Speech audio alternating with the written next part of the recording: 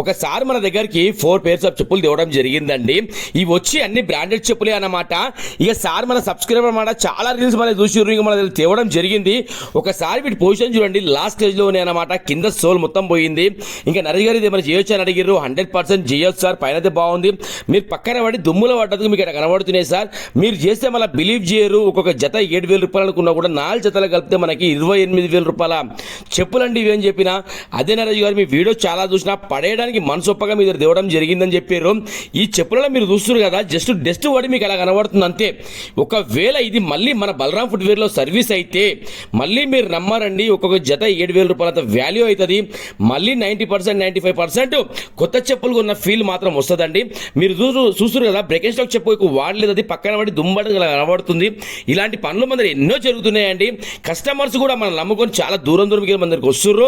అట్లాంటి సర్వీస్ మనం ఇస్తున్నామండి. మీరు చూస్తున్నారు కదా, ఎక్సలెంట్ వర్క్ అవుతున్నాయి. ఆ 4 పేర్స్ అయినాక మీరు నమ్మరు. బలరాం ఫుట్వేర్ మన షాప్ పేరు. చేస్తే వర్క్ అనేది ఇలా ఆయన చూడండి. ఒక్కసారి దీన్ని మీరు కంపేర్ చేసుకుంటే ఆ చెప్పులు ఈ చెప్పులు ఒకటి ఎవరు నమ్మరండి. జస్ట్ దుమ్ము పడడం వల్ల మనకు చెప్పులు అలా కనబడుతున్నాయి. ఒక్కసారి ఫ్లిప్లాప్ చెప్పులు చూడండి, మొత్తం దీనికి హీట్ పేస్టింగ్ చేయడం జరిగింది. అదేంటంటే వాడక పక్కన పెట్టినందుకే అది మొత్తం ఒకసారి మొత్తం కింది సోలు 2 చేసి దాని కోసం హీట్ పేస్టింగ్ చేయడం జరిగింది. ఆ సైడ్లో స్టాప్స్ కూడా మొత్తం హీట్ పేస్టింగ్ పెట్టడం జరిగింది. తర్వాత పాలిష్ వర్క్ చేస్తే ఏదున్నా మీరు లైవ్లో చూడండి, ఇలా వర్క్ అయ్యింది చూడండి. ఇంతకు ముందుకు ఎలా ఉంది, ఇప్పుడు ఎలా మారింది. ఇప్పుడు ఈ చెప్పు చూడండి ఒకసారి, మొత్తం సోల్ రిప్లేస్మెంట్ చేయడం జరిగింది కింద భాగంలో. ఎందుకంటే ఇంత కాస్ట్ పెట్టి మనం చెప్పు పడేసుకుంటే ఉపయోగం ఉండదండి, చేయించుకుంటే బెటరే. ఎందుకంటే ఏదైనా బ్రాండే లోకలే.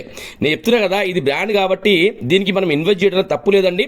ఇంకా సార్ కూడా అదే చెప్పినమాట, నరేష్ గారు మీరు అయితేనే చేయండి అని చెప్పారు. లేదు సార్ మీరు వదిలేయండి అని చెప్పినా. మీరు చూస్తున్నారు కదా, ఏదేమున్నా సరే ఒకసారి ఆ పాత వీడియోలోకి వెళ్ళి మీరు ఈ వీడియోకి రండి, ఒకసారి మీకు అర్థమవుతుంది. అంటే ఒకసారి బ్యాక్ పోయి ముందుకు రండి.